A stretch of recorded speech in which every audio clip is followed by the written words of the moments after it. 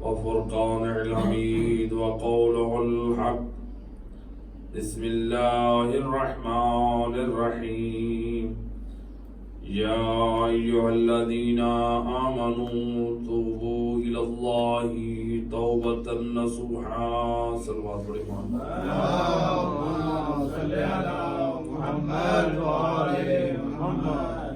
سامعین محترم، قرآن کریم کی جس آیہ مجیدہ کو سرنامہ کلام قرار دیا ہے، ارشاد رب العزت ہو رہا ہے، اے ایمان والو، اللہ کے حضور توبہ کرو، اور توبہ ایسی ہو، توبہ نصوح. کیونکہ ماہ رمضان ماہ مبارک، اس ماہ سے بہترین گھڑیاں کسی اور ماہ میں نہیں ہیں. مہینوں میں سے افضل ماہ، ساعات میں سے افضل ساعات کی خوش نصیب ہے وہ مومن کہ جو اس ماہ سیام میں اپنی اصلاح کر کے اپنی غلطیوں پر نادم ہو کر پروردگار کی بارگاہ میں پلٹ جائے. اور یہ درس تو ہمیں کربلا سے ملا ہے کہ انسان جتنا بھی بڑا مجرم ہو، اگر وہ دل سے نادم ہو کر معصوم ہستیوں کے وسیلے سے بارگاہ الہی میں پلٹنا چاہے تو اس کی توبہ کی گنجائش باقی ہے. جیسا کہ ابھی پہلے حضرت حر کا ذکر ہو رہا تھا کہ وہ حضرت حر جو اپنے زمانے کے ایک مجرم ٹھہرے، کہ جو وقت کے امام کا راستہ روک رہے ہیں، جنہوں نے علی زادیوں کی آنکھوں میں آنسو لائے. یعنی اس سے بڑھ کر اور جرم کیا ہو؟ علی کی بیٹیوں اور علی کے بیٹے جوانان جنت کے سردار کا راستہ روکے، اس سے بڑھ کر اور کوئی جرم نہیں ہے.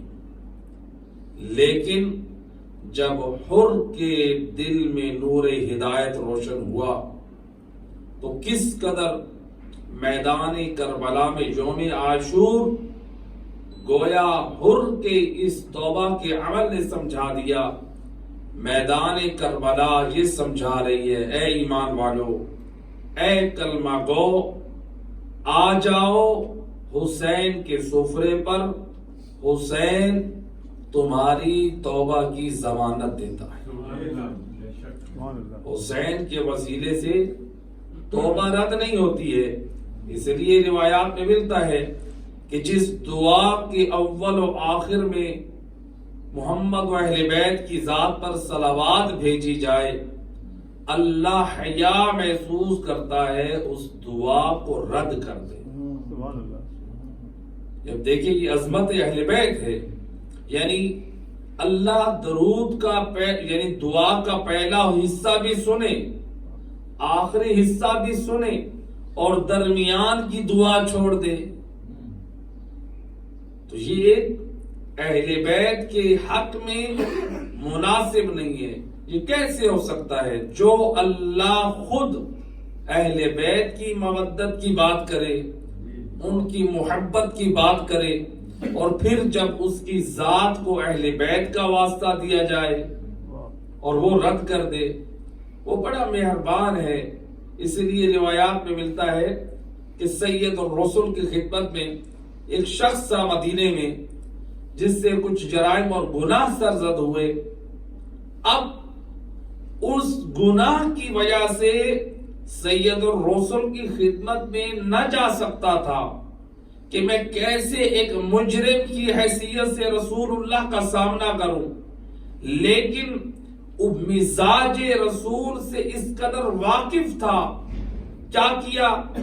ملتا ہے کہ شہزادے ایک جگہ پر کھیل رہے تھے، حسن و حسین کو اپنے کاندھوں پہ سوار کیا.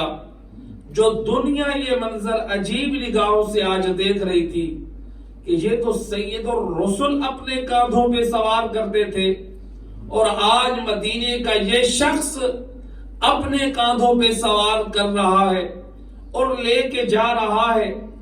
جیسے ہی سید الرسل کی خدمت پہ پہنچا تو سید الرسل سمجھ گئے یہ مجرم حسن و حسین کو سفارشی بنا کر میری بارگاہ میں آیا.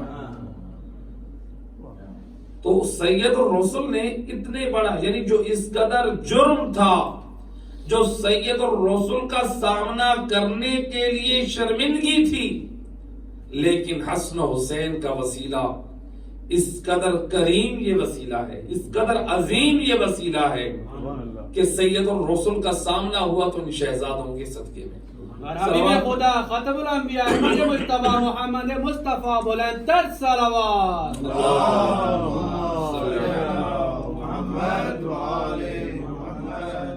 اور کربلا میں ہمیں توبہ کی عملی یعنی کربلا کے میدان میں اگر کوئی فکر کرے، اگر کوئی سوچے، ہر چیز کا پیغام ملا ہے کربلا. توحید سے لے کر فروعات دین تک کربلا میں اہل بیت اطہار نے، حسین ابن علی نے ہر انداز میں دین میں جس چیز کی اہمیت ہے حسین ابن علی نے، خانوادہ حسین نے ہر چیز کا درس دے دیا ہے. کہیں نمونے اصحاب حسین میں نظر آتے ہیں تو کہیں حسین ابن علی کے گھرانے میں نظر آتے ہیں. صلوات پڑھ دے محمد و اہل بیت.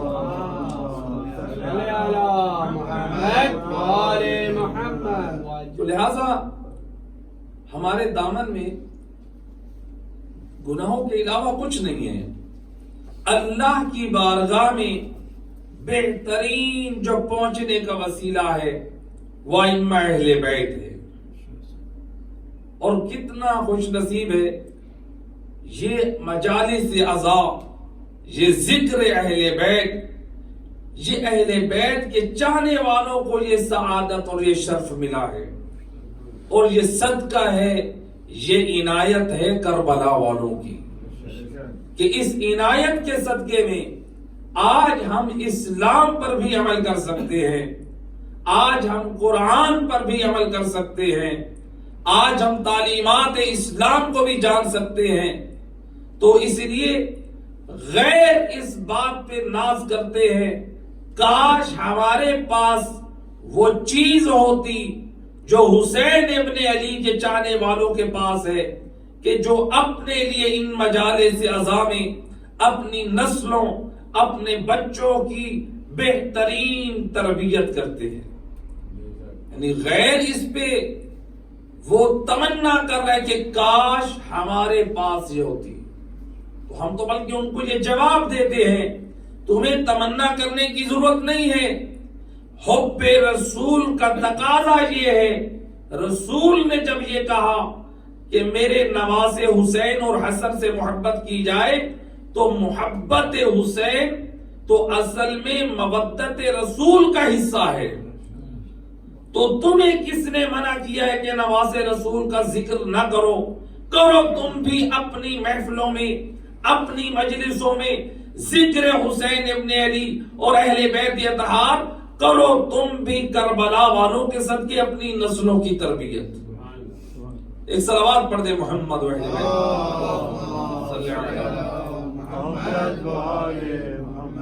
تو لہذا توبہ کی عملی تفسیر کربلا میں حضرت حر کی شکل میں نظر آتی ہے.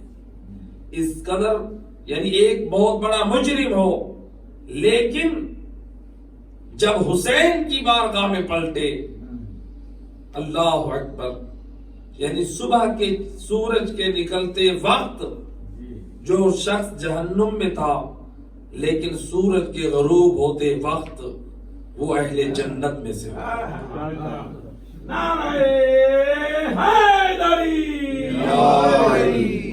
امام زمانہ بلند تر صلوات.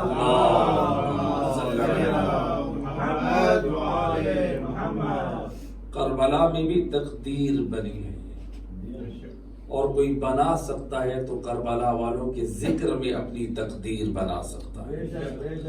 تو قرآن کریم ارشاد فرما رہا ہے اے ایمان والو توبوا الی اللہ، اللہ کے حضور توبہ کرو. بہترین مہینہ ہے توبہ استغفار کا، مغفرت کا. ائمہ اہل بیت انبیاء کے علاوہ کائنات میں کوئی شخص ایسا نہیں ہے جو کہے کہ مجھ سے غلطی سرزد نہیں ہوتی. عصمت فقط انبیاء کے ساتھ خاص ہے، ائمہ ہدا کے ساتھ خاص ہے. وہ معصوم ہستیاں ہیں. ان کے بعد دنیا کا جتنا بڑا عبادت گزار ہو، جتنا بڑا زاہد ہو، ہر ایک کو اپنی غلطی کی تلافی کے لیے بارگاہ الہی میں پیش ہونا ہے. تو لہذا پروردگار یہی فرما رہا ہے اے ایمان والو، ایمان والوں سے خطاب ہے. ایمان والوں کو زیادہ تاکید کی گئی ہے. اے ایمان والو توبہ کرو اللہ کے حضور اور توبہ نصوح کرو. سید الرسل سے پوچھا گیا یا رسول اللہ یہ توبہ نصوح سے مراد کیا ہے؟ کہا گیا توبہ نصوح کیا اس کو کہتے ہیں کہ جب ایک مرتبہ انسان یہ عزم کر لے کہ اے بار الہ میں دوبارہ یہ گناہ نہیں کروں گا، تو دوبارہ اس غلطی کی طرف نہ پلٹے. یعنی ایک مرتبہ جس گناہ کے ترک کرنے کا عزم کیا ہے اس کو دوبارہ نہ انجام دے. ایسے جیسے جانور کے تھنوں میں سے دودھ نکال لیا جائے اس کو واپس نہ پلٹا سکے، اسی طرح سے انسان عزم کرے میں گناہ نہ کروں گا اور پھر نہ کرے. یہ ہے نام توبہ نصوح کا. بہترین مہینہ ہے، مبارک مہینہ ہے. امام علی ابن ابی طالب صلوات اللہ علیہ اللہم صلی علی محمد و آل محمد. امام فرماتے ہیں اپنے چاہنے والوں کو، اپنے محبوں کو یہ میسج اور پیغام دے رہے ہیں. علی کا مہینہ ہے، علی کی شہادت کے ایام ہیں. علی کیا فرماتے ہیں؟ اپنے مومن کو یہ میسج اور پیغام دے رہے ہیں.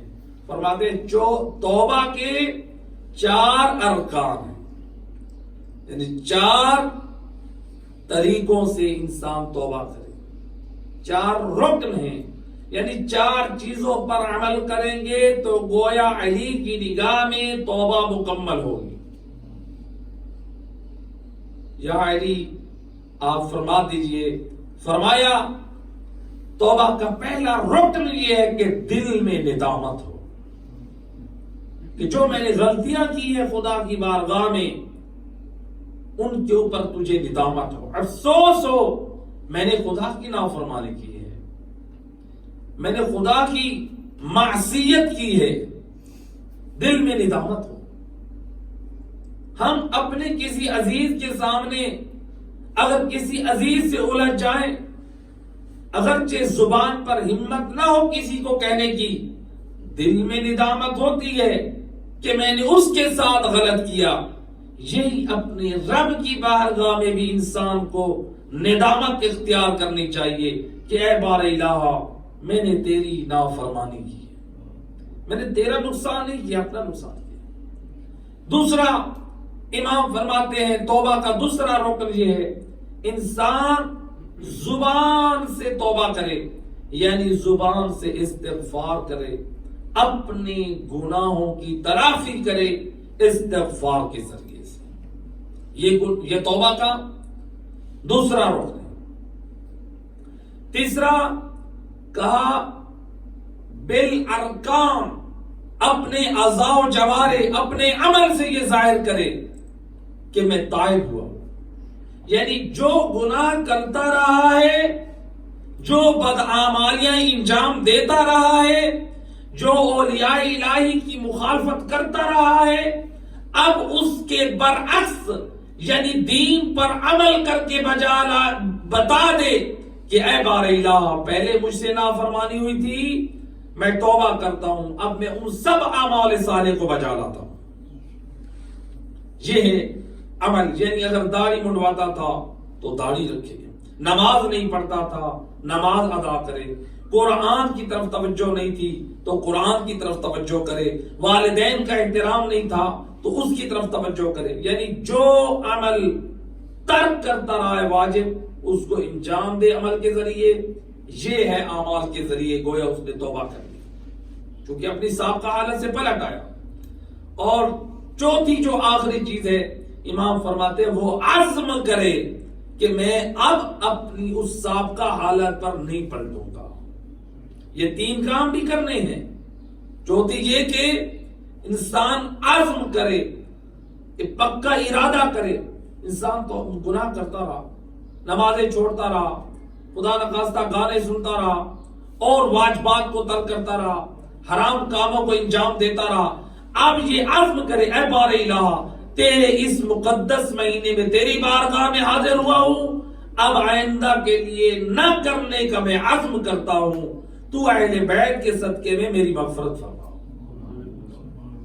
تو پھر دیکھیں وہ مہربان اللہ کس قدر مہربان ہے، انسان سچے دل سے اس کی بارگاہ میں پلٹے، وہ بڑا کریم ہے، وہ بڑا رحیم ہے۔ صلوات پڑھیں محمد و اہل بیت۔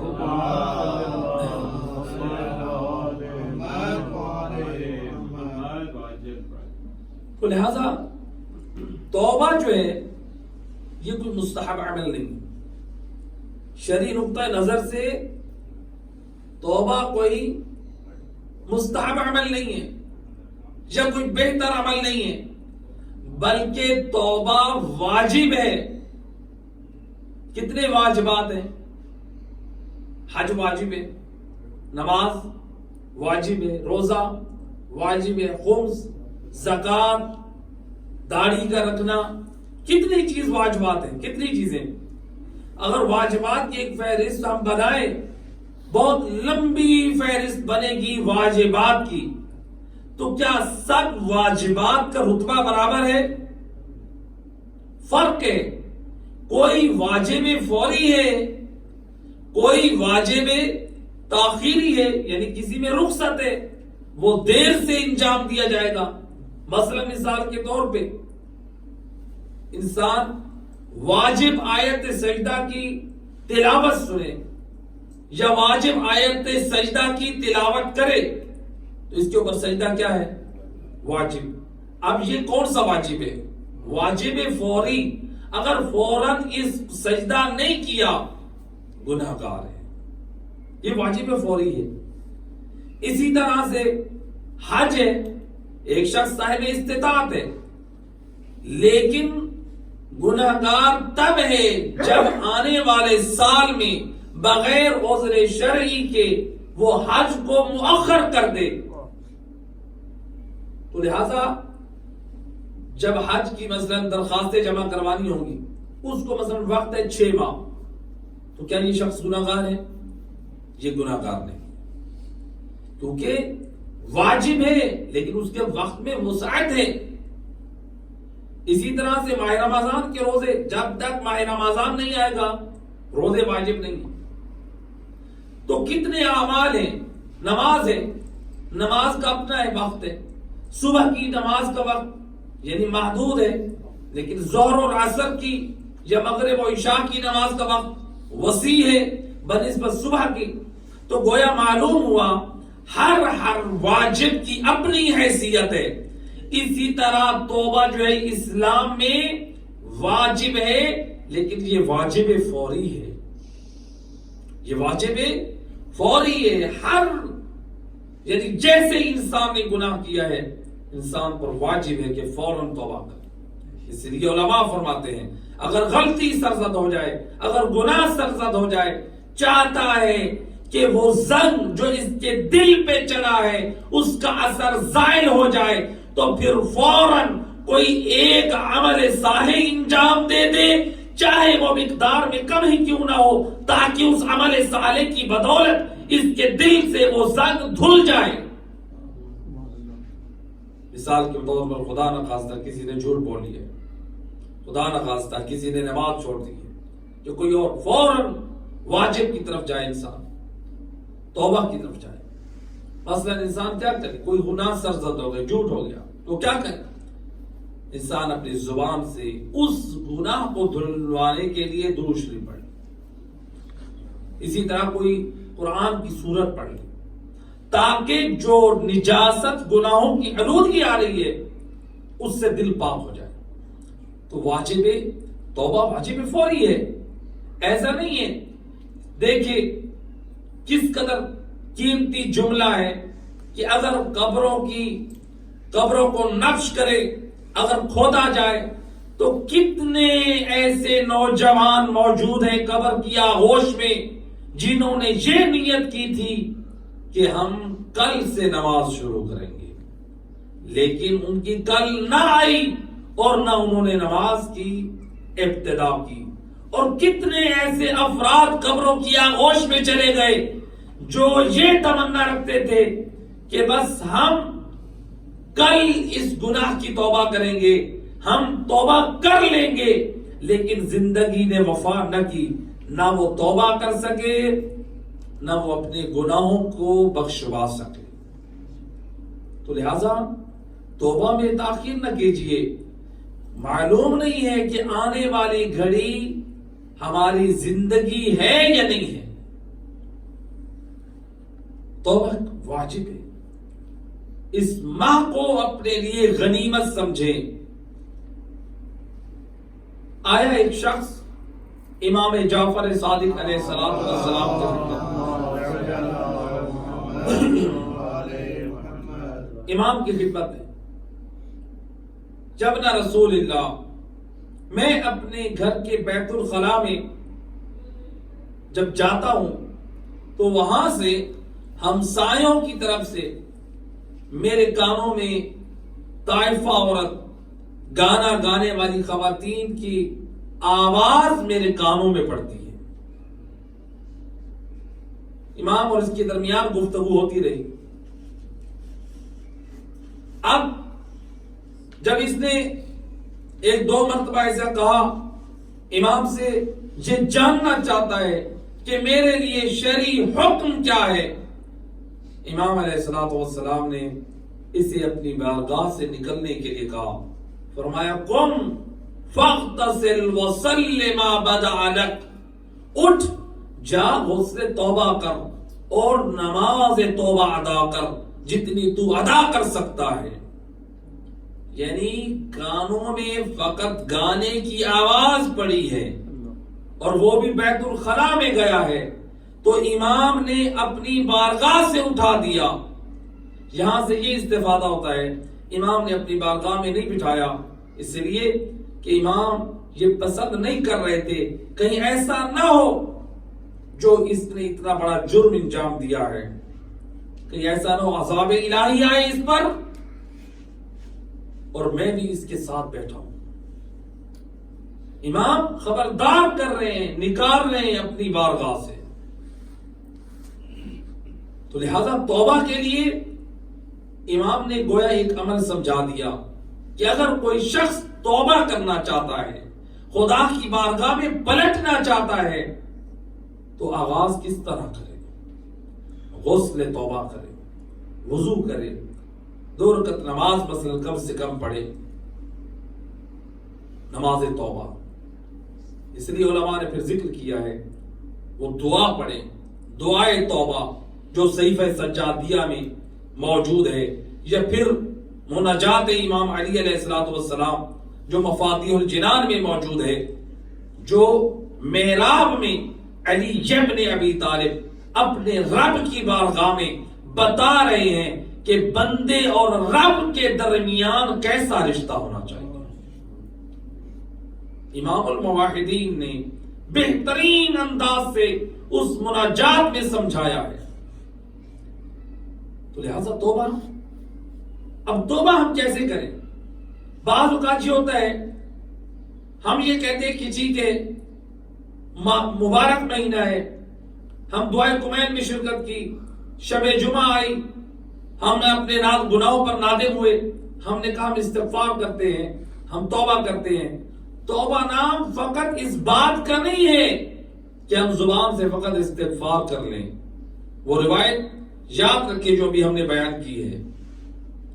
توبہ جب ہم کسی گناہ پر کر رہے ہیں تو اس کا مطلب یہ ہے اس توبہ کے پوری شرائط کو سامنے رکھیں. وہ کون سی؟ مثلا مثال کے طور پہ ہم نے نمازیں چھوڑی. اب نماز کو چھوڑنے کی توبہ کیا ہے؟ میں صرف یہ توبہ کر رہا ہوں بارہ الہ میں نے 2 سال نمازیں نہیں پڑھی، مثلا صبح کی نماز کے لیے ہمیشہ سویا رہا، اے میرا اللہ مجھے معاف کر دے. کیا میری یہ توبہ کافی ہے؟ یہ توبہ کرنی چاہیے، واجب ہے، لیکن اس توبہ کے ساتھ یہ توبہ تب مکمل ہوگی کہ جب صبح کی قضا نمازوں کو بھی ادا کیا جائے. یہ ہے توبہ، نہ کہ فقط انسان زبان سے یہ کہہ دے کہ بارے الہ مجھے معاف کر دے. بے شک اس نے توبہ کی ہے، لیکن توبہ کی شرط کو پورا نہیں کیا ہے. یعنی جو دیکھے انسان کے خدا کے حقوق اس سے ساقط ہوئے ہیں، جو چھوٹے ہیں، ان کی قضا بجا لائے. جب ان کو انجام دے گا توبہ مکمل ہو جائے گی. اور اسی طرح سے اگر انسان نے کسی کا حق کھایا ہے، کسی کے اوپر حق ہے، ماں بہن کا حق ہے، رشتہ داروں کا حق ہے، پڑوسیوں کا حق ہے، انسان کے ساتھ مربوط کتنے لوگ جڑے ہوتے ہیں، اگر ان کے حقوق ہیں اور ہم نے ان کا حق دبایا ہوا ہے، ان کا حق روکا ہوا ہے، اور ہم یہ کہہ دیں کہ ہمارے الہ ہمیں معاف کر دے، کیا معافی مل جائے گی؟ شرعاً حرام ہے کسی کا حق روکنا. تمام فقہاء امامیہ، ہمارے مراجع عظام کا فتویٰ ہے کہ کسی کا حق روکنا شرعاً حرام ہے، جائز نہیں ہے. کسی نے حصہ دینا ہو بہن کا یا بھائی کا یا کسی اور عزیز کا، کوئی حق ہمارے اوپر بنتا ہو، ہم کہیں کہ ہم اس کو دے دیں گے. کیوں دے دیں گے؟ کیا فقط ہم وارث ہیں؟ کیا فقط ہمیں حق حاصل ہے اس کے اوپر قبضے کا؟ اس کے بھی حقوق ہیں. جو اس کا مال ہے، جو اس کی ملکیت ہے، اس کی اجازت کے بغیر، اس کی رضا کے بغیر ہمارا اس مال میں تصرف کرنا حرام ہے. اب توبہ کر لیے تو کیا کریں؟ حقدار کو واپس پلٹائیں، واجب ہے. حتیٰ کہ فقہاء کا یہ فتویٰ ہے کہ اگر بچپن میں بھی کسی سے نقصان ہوا ہے، کسی کی کوئی چیز توڑی ہے، کسی کو اجازت کے بغیر کوئی چیز کھا لی ہے، اگر ان مالکان کا پتہ ہے تو جائے، یا تو ان کو وہ مال دے یا پھر ان کو اپنے سے راضی کرے. اگر وہ مالکان معلوم نہیں ہوتے تو پھر نائب امام کی خدمت میں اتنی مقدار میں صدقہ پہنچائے جو رد مظالم کا ہوتا ہے، یا پھر نائب امام یا اس کے وکیل کی اجازت سے فقیر شرعی کو وہ صدقہ رد مظالم کی نیت سے ادا کرے. یہ ہماری گردن پہ باقی رہ جاتا ہے. یہ فقط زکوٰۃ و خمس واجب نہیں ہے، ان احکام اور مسائل کو بھی سمجھیں. ایک صلوات پڑھتے محمد و اہل بیت.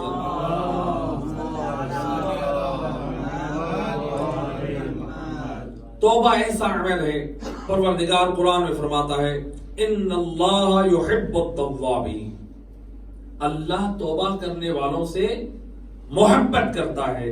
اور اس کا عملی نمونہ ذرا دیکھیں، ہمیں سیرت امام جعفر صادق علیہ الصلوۃ والسلام.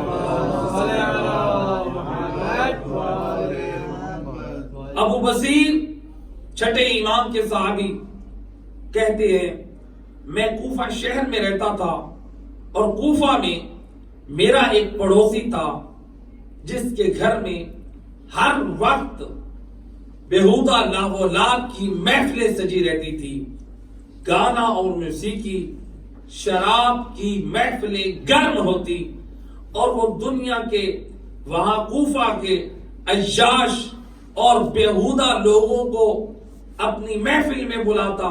لیکن میں اس کے پڑوس میں رہتے ہوئے بہت تنگ تھا، بہت پریشان حال تھا. لیکن چونکہ میں تربیت یافتہ امام جعفر صادق علیہ الصلوۃ والسلام تھا تو میں اس کو بار بار یہ نصیحت کرتا رہتا تھا کہ تو یہ کن برے اعمال میں جگڑ چکا ہے، چھوڑ دے اس راستے کو، یہ ہلاکت کا راستہ ہے، یہ بربادی کا راستہ ہے۔ میری ہر وقت اس کو واضح و نصیحت ہوتی۔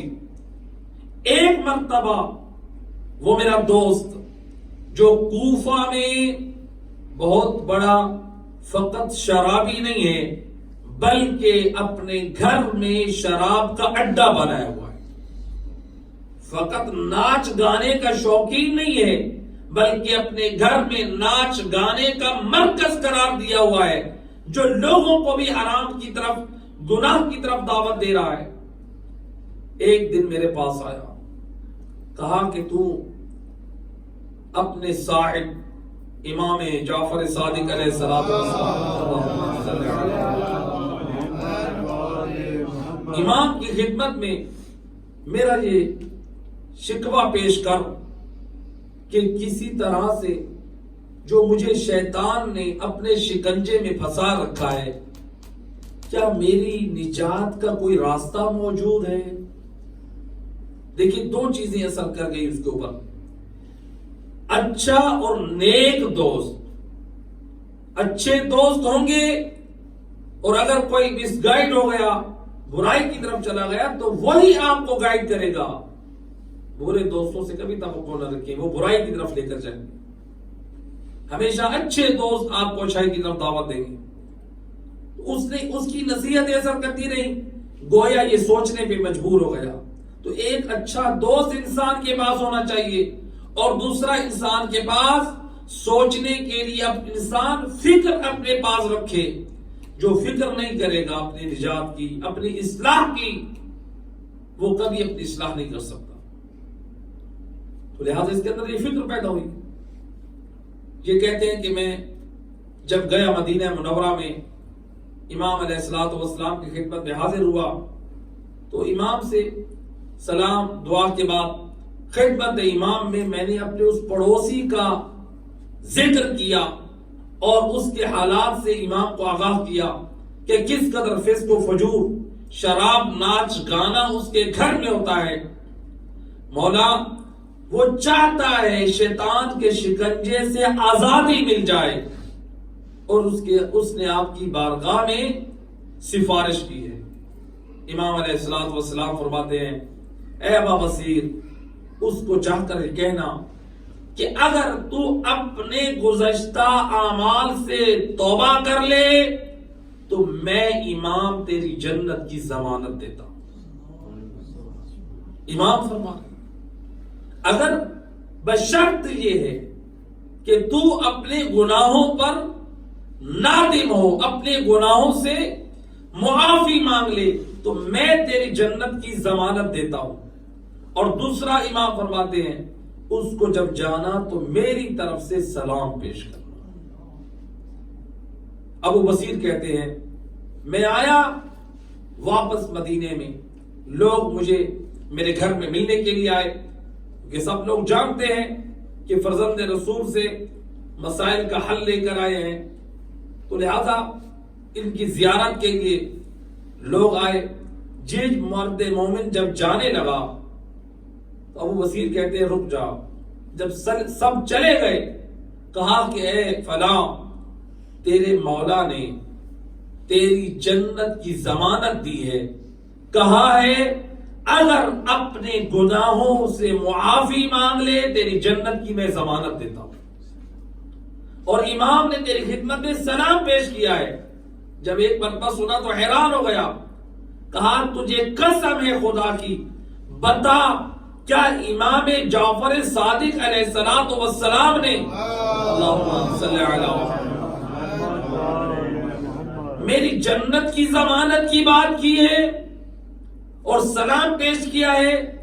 کہا ہاں، امام نے گناہوں کے ترک کرنے پر جنت کی ضمانت دی ہے اور سلام پیش کیا ہے۔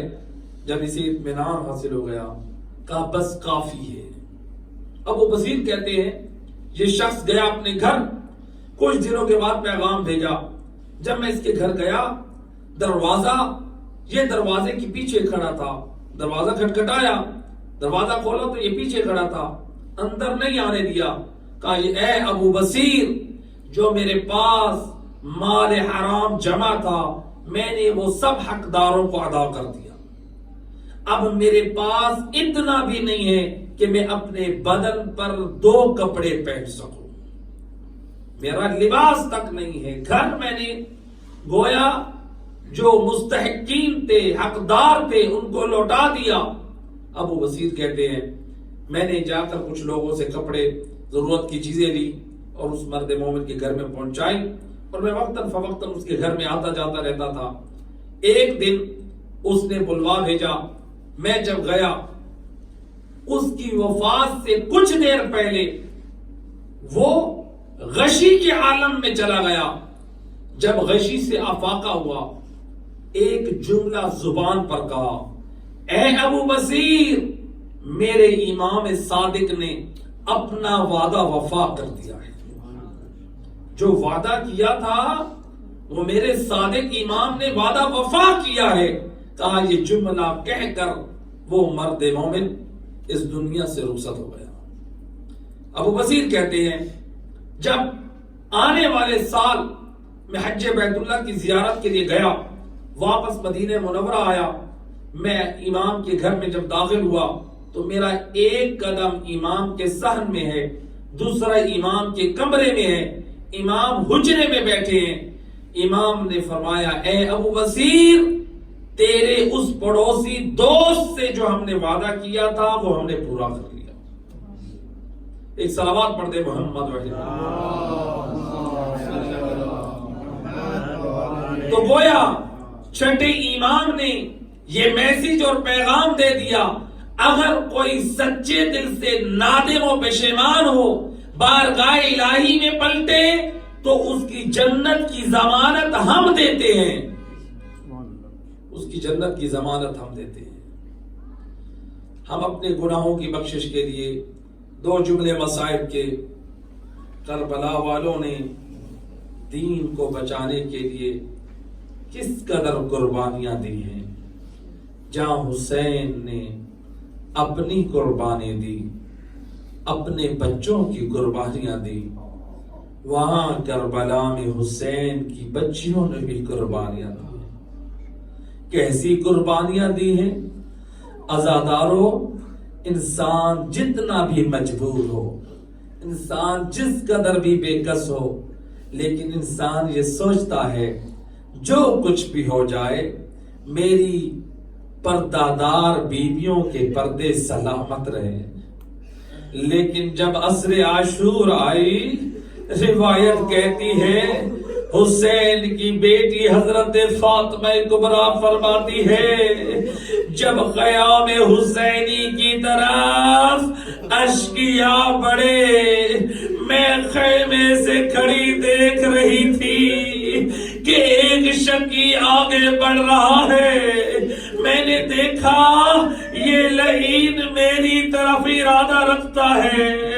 میں اس خیمے سے باہر نکلی یا میں دوڑی، یہ ملعون میری طرف دوڑا، اس ملعون نے نیزہ اس زور سے مارا، ہائے حسین کی دختر کے سر سے چادر کو اتارا۔ اجرکم علی اللہ، عزادارو، ہاتھ سے چادر اتارنا اور ہے، لیکن نیزے کی نوک مار کر اے سر سے خون کا فوارہ جاری ہو، اے حسین کی یتیمہ زمین کربلا پہ گری یا قیام حسینی میں آگ لگ چکی۔ سیدزادیہ، حسین کے بچے ایسے بکھرے ہیں کربلا میں جیسے تسبیح کا دھاگا ٹوٹے تو دانے بکھر جاتے ہیں۔ اے کہیں علی کی بیٹیاں، کہیں علی کی زوجہ، کہیں علی کی بہویں، اے کہیں علی کی پوتیاں، ہے کربلا کا صحرا، اے بیویاں، ہر بیوی اپنے اپنی طرف ہے، کسی کے سر پہ چادر سلامت نہیں ہے، قیام کو آگ لگ چکی۔ یا علی کی بیٹی جناب زینب آئی ہے حسین کی بیٹی کے سر پہ، کہا فاطمہ بیٹا آنکھیں کھول۔ روایت کہتی ہے جناب فاطمہ نے کہا پھپھی اماں میرے سر پہ چادر نہیں ہے۔ اے حسین کی یتیمہ کا یہ کہنا تھا۔